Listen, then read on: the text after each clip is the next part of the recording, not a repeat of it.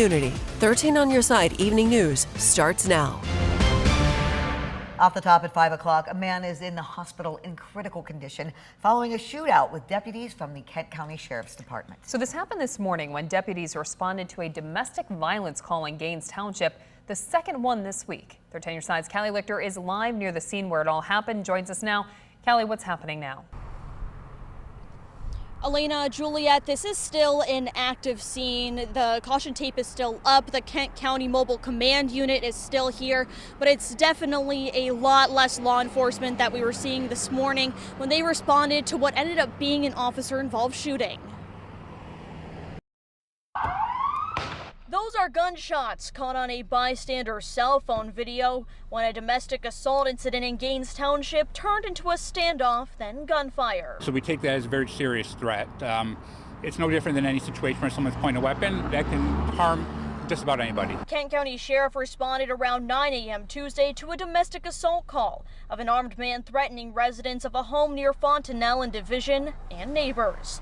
Kent County Undersheriff Brian Muir says when deputies arrived, they were confronted by the man who pointed his gun at them. That subject then retreated back into his home, and our officers did everything they could to de-escalate the situation by asking for additional staff and technology on scene, including our armored vehicles, our drones, and other technology. After requesting additional staff and trying to communicate with the man, Muir says he came back out of the house with a long gun and hid under the house, still aiming the gun at deputies. Our officers again show great restraint.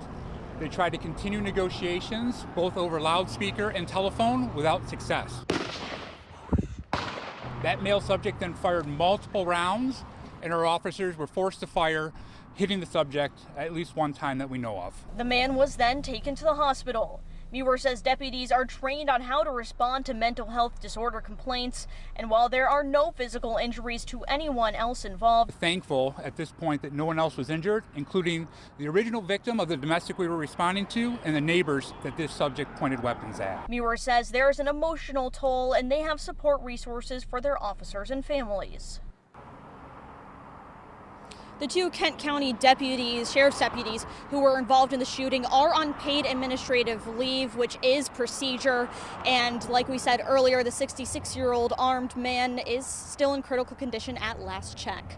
Live in Gaines Township, I'm Callie Lichter, 13 on your side.